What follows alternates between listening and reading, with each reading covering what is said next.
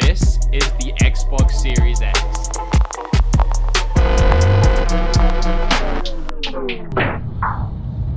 Oh my god, I look as tired as I feel. To cut a long story short, on the day of Xbox pre-orders, I was struggling to get one. And then, magically, it allowed me to order one at one store. It's like 40 minutes away from where I live. Hopefully I can get some coffee. This is a horrible angle for me. All right, well, that was my road trip. I'm now at this random Best Buy. I would say that I'm actually very excited for this. I've been looking forward to both of these consoles very much. Xbox as much as PlayStation. Yeah. I feel like I'm trying to convince myself. Hey, can I help you? Yeah, hi, I'm just here to pick up my Xbox. Yeah, no worries. What was the name and the number? Give it to me already. Give it to me now. Okay. I want it. Oh my god, Okay. I watch for beat 'em ups. Give me my Xbox. Alright, sir, I need you to settle down, please. Alright, you're useless. Can I see a manager, please?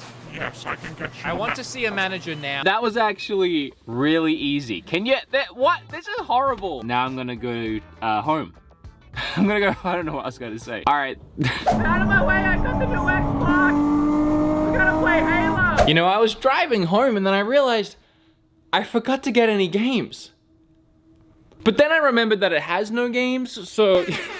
No, I did actually, stop. I did forget, so I had to stop and grab some games. All right, but I figured we could open this together. We got two little tabs. Okay, I'm very excited. I am unboxing my first console of next gen.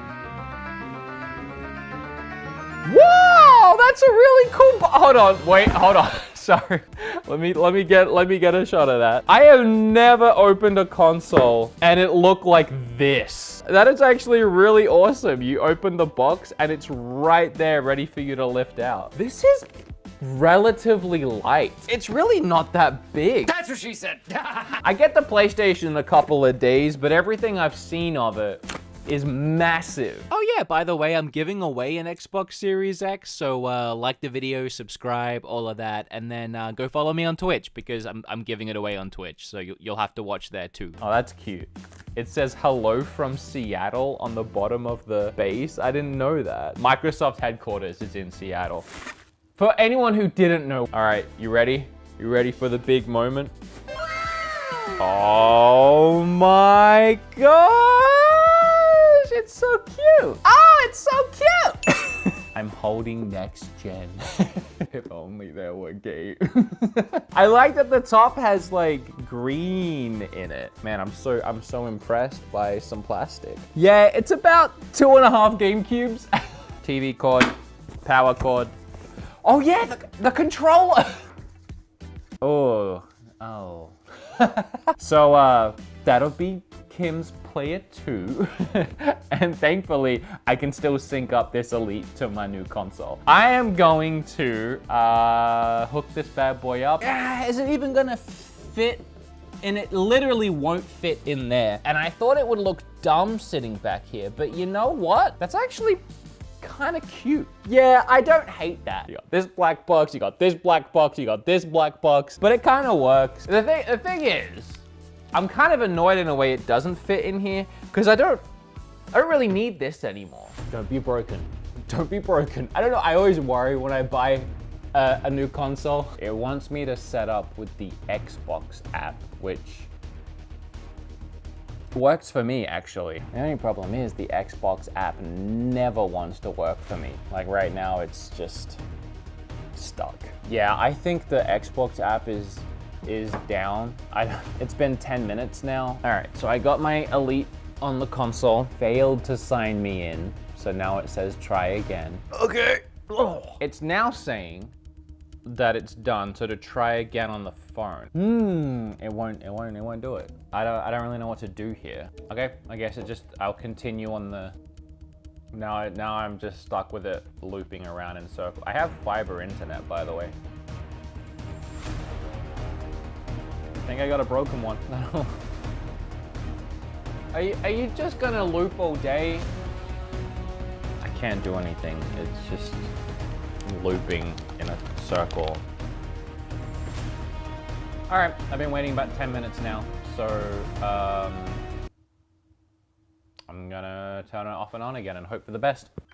Turn it back on again. Next, you'll sign in with a Microsoft account. Oh my God. I obviously can't have a YouTube video of me sat here waiting for 20 minutes. So like this is gonna get edited down and you're not gonna get the full weight of how long I have been trying to set this up, but it's been 20 minutes now. I'm worried that I'm gonna break it. My only option is to go next, which brings us to the spinny. Oh my God. All right, well, let's sign in. This is the Xbox Series X. I've been playing this thing for the last day and a half, and I have a lot to say. I've experienced a lot, both good and bad. First, I do want to talk about what the heck happened to me when I was trying to turn the thing on. As it turns out, I wasn't alone. The Xbox Series X needs to connect to the internet the first time you boot it up, or it just won't work. Ever. It's a little bit of an issue. What happened with me and a lot of other people trying to connect their Xboxes on day one, the servers went down. Of course they did. And because the consoles needed to connect, we all just got stuck with that spinning logo of death. But eventually those servers came back online and I got to start playing my Xbox Series X.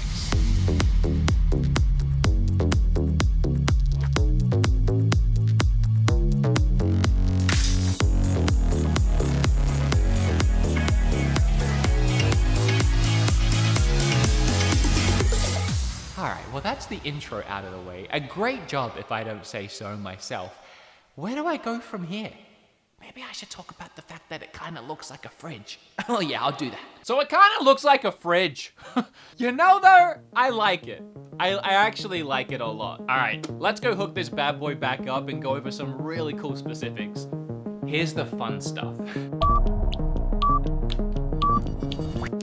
Did you see that? I unplugged the Xbox, moved it in here, I just turned it on, and immediately I'm at the home screen. The best part is, if I had Assassin's Creed Valhalla open and I moved it in here, I could have quick resumed my game, even after unplugging it and moving it into the other room. First, let's talk about load times. The Xbox Series X has an SSD drive, which is fast. All I managed to say between hitting continue and getting in the game was that. Comparing that to the Xbox One X, I timed the initial load screen at 1 minute and 40 seconds. I actually timed this earlier at 29 seconds, but for some reason it was even faster then. Also, if we were to fast travel to another spot in the world, it's almost instant. It's just a few seconds. As opposed to on the One X, it took about 40 seconds to do that. Next is visuals and frame rates. The Series X is able to do 120 FPS, and it just looks nice. Something I do need to interject here is whatever setup you have at home, if you went out and bought the Series X and put it into the same setup, the same monitor, whatever, of course you're gonna see these improvements. You're gonna see the visual improvements, the clarity improvements, the load times, the frame rates being a big one. But depending on what monitor or display you're using, you could see even better results. In my opinion, with the TV I have, which is an LG CX OLED TV, it's almost like I'm taking another leap, another console generation leap into the future, just changing my display. And there's two big reasons for that: OLED and the fact that this TV can do 120 hertz. I know a lot of people who watch me might not really care about hertz or even understand them, so let me take you to Nerdy Wood, who can explain it better. Hi, I'm Dowell. I'm Reverse Wood. I'm the nerdy one that actually cares about specific hardware. So the difference between, do I do that voice the whole time? So the difference between hertz and FPS is like this. When it comes to hertz, forget about the console, because hertz come from your monitor or your display. So your monitor or your display's refresh rate is measured in a frequency, which is hertz. It's the number of times per second your monitor can redraw a screen. So a monitor with a refresh rate of 60 hertz, for example, example, will redraw the image on the screen 60 times every second. Does that mean that your frame rate is limited by your refresh rate? No, those are two different things. The FPS is how many frames your gaming computer, so the Xbox in this case, is producing or drawing. If your FPS is higher than your refresh rate, your monitor or your TV will not be able to display all of the frames your Xbox is producing. Think of it like this for an example. If I was standing right in front of you in real life and I was waving at you, and you kept your eyes open the whole time, you'd see the whole thing. But if you kept blinking like this,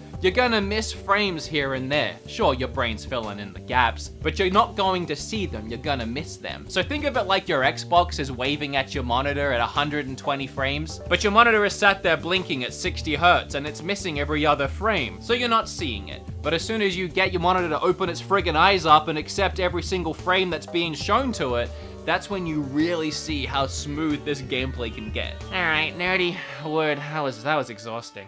And I gotta tell you, it's so incredibly smooth. A weird comparison, which almost seems to have a negative sting on it, which I don't quite understand, is a lot of people are comparing the Series X to just a high-end PC. Just. Why the just? Like everyone has or can afford a high-end PC. I have a high-end PC, and I'm seeing visuals, frame rates, clarity, akin to my very expensive PC for only $500. You can spend more than $500 just buying a new graphics card for your high-end PC. Or you can get the whole kit and caboodle, start buying, downloading games, and you're on your way. And yeah, a lot of people have been quick to mention that the Xbox doesn't come with any games. Despite Halo being plastered right on the back, that didn't happen. Do you get any exclusive games when you buy those $1,000 graphics cards for your PCs? And I know that consoles and PCs, they're very different things. At the same time, are they that different anymore? You know, I always have people tell me that I should wait to buy consoles, but I've always bought consoles on launch day, and I haven't had one catch on fire yet.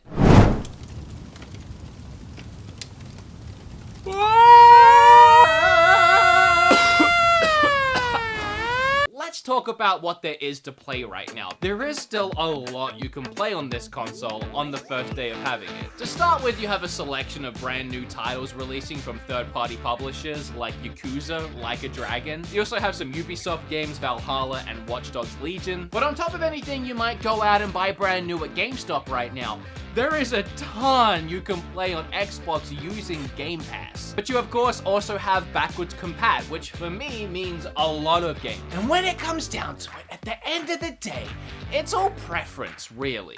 I can't give you the answer of should you buy a PlayStation 5 or an Xbox Series X, because it depends on your situation. The Xbox Series X is a powerful, sleek, fast, and very impressive console, with a huge library of games you can play day one, and the promise of many exclusive games coming down the road. In a way, for me, all three of the main consoles live and breathe in their own ecosystem. I have my PlayStation 5 for those big, awesome exclusives. I have my Xbox Series X for Game Pass and all those third-party releases and the promise that hopefully a new Gears is coming down the line. And then I have my Switch for literally everything else when I want to play up at night in bed or play one of those incredible first-party Nintendo games. I couldn't imagine not having any of these consoles at any point. Hey, I hope you liked this video. Again, come check me out on Twitch. I'll be giving away an Xbox Series X in my next stream where I'll be playing the Xbox Series X, also PlayStation 5, playing some Demon Souls. There's some fun stuff happening over there and you're missing out on all of it. I'd appreciate it if you stopped by. Subscribe and I'll bye.